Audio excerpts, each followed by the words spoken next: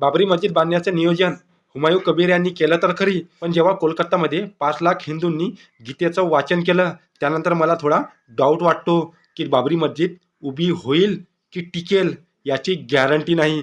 कारण आता हिंदू सहन करणारा नाही तर लढणारा झाला. आता हिंदू झुकणारा नाही तर समोर उभा राहणारा झाला. कारण हिंदू कोणताही अन्याय अत्याचार आता सहन करणार नाही याच्याहून हे सिद्ध झालं. त्या बाबरला ज्यांनी आमच्या अस्मितेवर वार केला, गंगा शरयू नदी हिंदूंच्या रक्ताने लाल केली, त्या बाबरचं या देशामध्ये अस्तित्व आम्ही स्वीकार करणार नाही. तुम्हाला तुमचं काय करायचं असेल ते तुम्ही गोंधळ घाला, पण बाबरीच्या नावाने आम्ही ती मस्जिद सहन करणार नाही.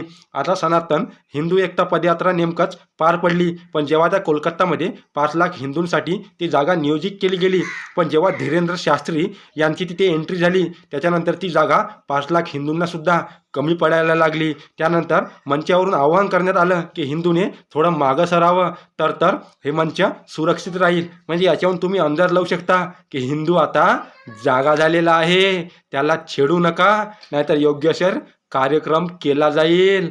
राम राम.